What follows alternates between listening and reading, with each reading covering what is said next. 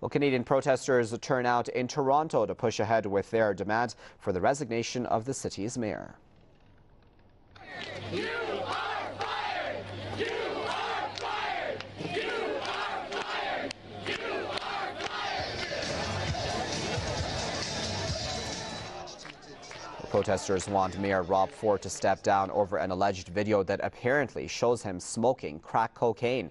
Ford has denied the video exists, accusing the media of stoking a scandal. The mayor has refused to answer questions about the scandal in his most recent news conferences. Ford has said that he will not step aside and that he is planning to seek re-election. To get the latest on that, we're now joined by Joshua Blakeney, Press TV's correspondent, who's joining us live now from Calgary. Now, Joshua, things only seem to be getting worse for Ford. Well, indeed, Walker. I mean, it's never wise to judge a book by its cover, but your viewership would be forgiven for doing so in the case of Rob Ford. He's perceived to be a kind of loutish, boorish kind of man who's more concerned with where the nearest pub is than with the needs of his electorate. And here he stands accused of having used what journalists have said appears to have been crack cocaine in a video which emerged but hasn't been published to the public yet.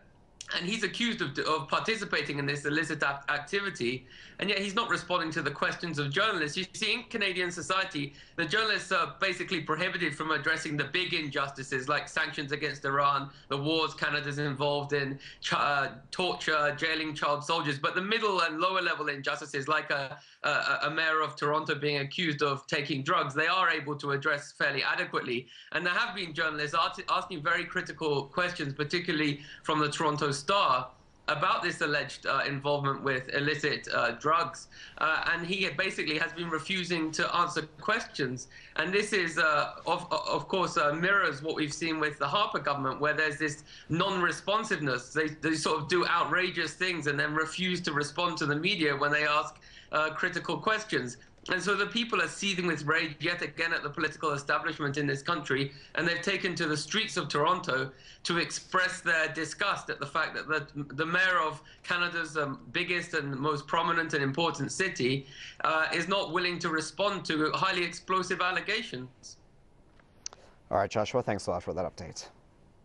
Well, it's time now for a quick preview of what's coming up later on Sports International. Here's Arash for that.